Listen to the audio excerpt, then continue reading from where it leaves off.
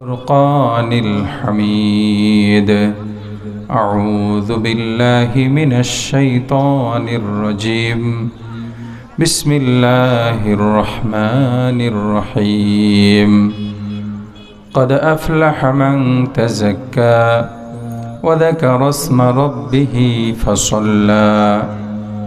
وقال صاحب القرآن صلى الله عليه وسلم: الصلاة مفتاح الجنة، أو كما قال النبي صلى الله عليه وسلم.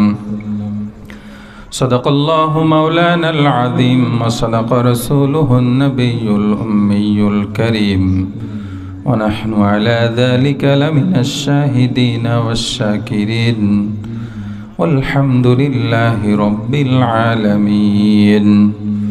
وقال تعالى: إن الله وملائكته يصلون على النبي يا أيها الذين آمنوا صلوا عليه وسلموا تسليما. محبة اللهم صل على محمد وعلى آل محمد كما صليت على إبراهيم وعلى آل إبراهيم إنك حميد مجيد. اللهم بارك على محمد وعلى آل محمد كما باركت على إبراهيم وعلى آل إبراهيم إنك حميد مجيد. محبة بلغ العلا بي، كشف الدجى بجماله، حسنت جميع خصاله. صلوا عليه وآله. रहे मेरे मस्कन हवाली काबा, बने मेरे मदफन दियारे मदीना। बलगल उला बिकमालिही, कशफत दुजा बिजमालिही, हसनत जमीउ खिसालिही। सल्लु अलैहि व आलिहि। हम तो माइल बाकरम है, कोई साइल ही नहीं।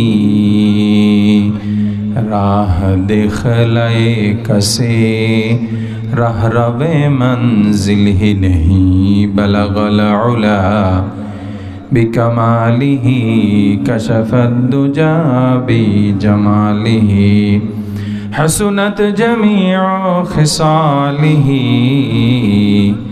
सल्लु अलैहि व आलिहि। জামিয়া ইসলামিয়া শামসুল উলুম সন্টিকি মাদ্রাসার উদ্যোগে নবম বার্ষিক ওয়াজ মাহফিলের শ্রদ্ধাভাজন সভাপতি, প্রধান অতিথি, বিশেষ অতিথিবৃন্দ, মুআজ্জাজ মুকাররম কাবিল ইহতিরাম বুজুর্গ উলামায়ে কেরাম, সম্মুখপানে যুবক ভাইয়েরা, বুড়া বাবারা, পর্দার অন্তরের মা ও বোনেরা, সর্বপ্রথম সেই মহান প্রভুর শুকর আদায় করি যিনি আপনাকে আমাকে আজকের এই মুহূর্ত পর্যন্ত সুস্থ সবল রেখে কোরআনের মহব্বতে, দ্বীনি মাদ্রাসার মহব্বতে, দ্বীনি আলোচনার মজলিসে কিছু সময় ব্যয় করার সুযোগ দিলেন। সেই মহান প্রভুর প্রতি অন্তঃস্থল থেকে কালিমাত শুকর, আলহামদুলিল্লাহ। আসলে বয়ান করার কোনো ইচ্ছাও ছিল না। আমাকে যখন দাওয়াত দিয়েছিল, দাওয়াত দেওয়ার সময় বলছে, হুজুর আপনি একটু মঞ্চে থাকবেন। আমাকে যিনি দাওয়াত দিয়েছেন, দাওয়াতের হক আদায় করার জন্য আমি মঞ্চে এসেছি। ওনারা বললেন, নাম ঘোষণা হলো, 2-4টা মিনিট আলোচনা যতটুকু করা যায়, যেহেতু ঘোষণা হয়েছে কিছু আলোচনা করতে হয়, করব। আজকে যিনি প্রধান মুফাসসির হিসেবে থাকবেন মুফতি মকসুদুল হক ফরিদপুরি দামাত বরকাতুহুম। মুফতি ওমর ফারুক দ্বিতীয় হিসেবে থাকবেন। মুফতি ওমর ফারুক কাসেমি সাহেব তৃতীয় হিসেবে যিনি থাকবেন মুফতি নাসির উদ্দিন দামাত বরকাতুহুম। আমার অত্যন্ত মহব্বতের মানুষ, সুযোগ হলে ওনার মাহফিলগুলো মিস করি না, শোনার চেষ্টা করি। খুব গুরুত্বপূর্ণ কথা বলে থাকেন। আল্লাহ তাআলা এই এলাকার জন্য ওনাকে একটা বিশেষ নিয়ামত হিসেবে দান করেছেন। আল্লাহ তাআলা এই নিয়ামতের কদর করার তৌফিক দান করেন, আমিন। আমি মহাগ্রন্থ আল কোরআনুল কারীমের সূরাতুল আলার ছোট্ট দুইটা আয়াতে কারিমা তেলাওয়াত করেছি। বিশ্বনবী সাল্লাল্লাহু আলাইহি ওয়াসাল্লামের অসংখ্য অগণিত হাদিসে মুবারাকা থেকে বহুল পরিচিত, বহুল আলোচিত একটা হাদিস পাঠ করেছি। ইহার আলোকেই দুই চারটা কথা বলবো। হযরত চলে আসলেই আমার আলোচনা শেষ ইনশাআল্লাহ। আল্লাহ তাআলা মহাগ্রন্থ আল কোরআনুল কারীমের ভিতরে ছোট্ট দুটি আয়াতের ভিতরে আমাদের সফলতার গুণাবলী সম্পর্কে আলোচনা করেছেন। দুনিয়াতে কোনো ব্যবসায়ীকে যদি বলা হয় তুমি ব্যবসায় সফল হতে চাও না ব্যর্থ হতে চাও, অবশ্যই বলবে সফল হতে চাই। কোনো চাকরিজীবীকে যদি বলা হয় তুমি কি সফল হতে চাও না ব্যর্থ হতে চাও, বলবে অবশ্যই সফল হতে চাই। মোট কথা, দুনিয়াতে এমন কোনো মানুষ নাই যে ব্যর্থ হতে চায়, যদিও অসংখ্য মানুষ ব্যর্থতার গ্লানি নিয়ে জীবন শেষ করে। বাদবাকি ব্যর্থ ব্যক্তিরও মনের বহুত বড় আশা থাকে সেও সফল হবে। আসল সফলতা কোথায়? দুনিয়াতে অনেক সম্পদের মালিক হলো, সে কি আসলে সফল? দুনিয়াতে অনেক বড় চাকরির মালিক হলো, সে কি সফল? দুনিয়াতে অনেক বড় নেতৃত্ব পাইল, সেও কি সফল? দুনিয়াতে অনেক সুন্দর চেহারা পাইল, সেও সফল?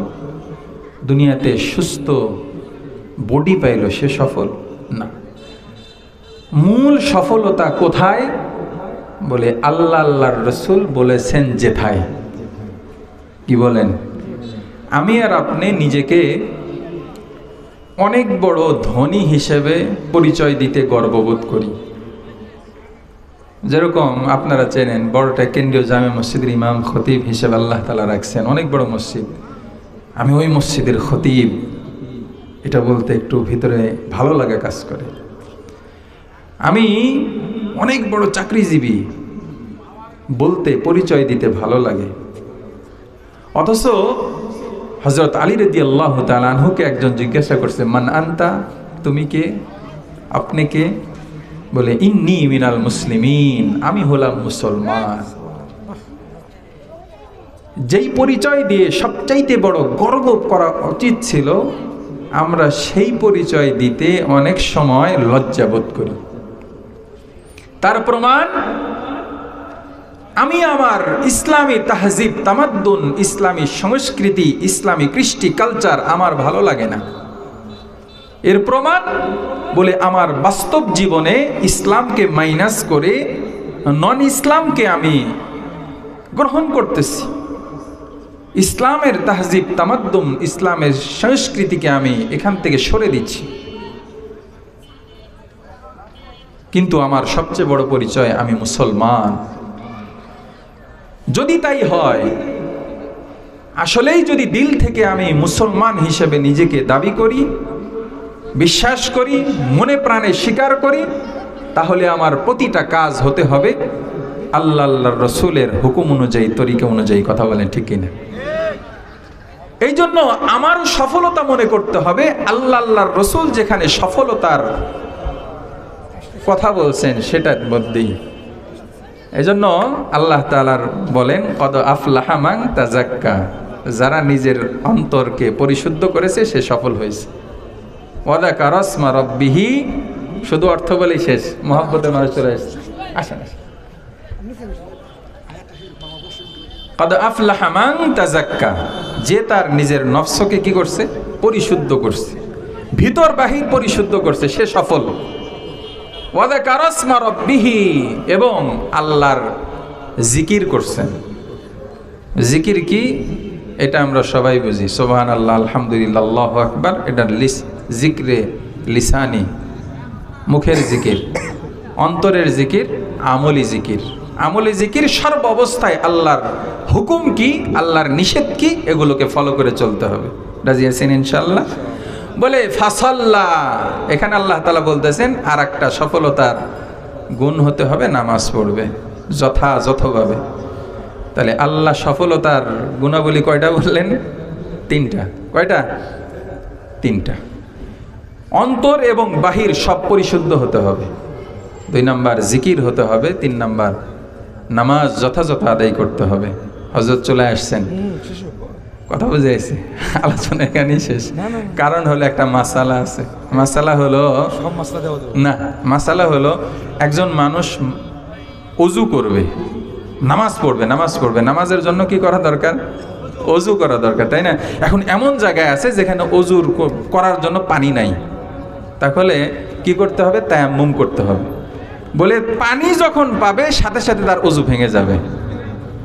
হযরত চলে আসছেন, যার বয়ান শোনার জন্য আমি অপেক্ষায় আছি। এখন ওযু শেষ, মানে তায়াম্মুম শেষ, এখন ওযু করতে হবে। আল্লাহ তাআলা আমাদের সবাইকে হযরতের গুরুত্বপূর্ণ আলোচনা শোনার তৌফিক দান করেন, আমিন। যতটুকু বললাম ইহার উপর আমাকে সহ আপনাদের সবাইকে আমলের তৌফিক দান করেন, আমিন। ওয়া আখিরু দাওয়ানা আলহামদুলিল্লাহি রাব্বিল আলামিন।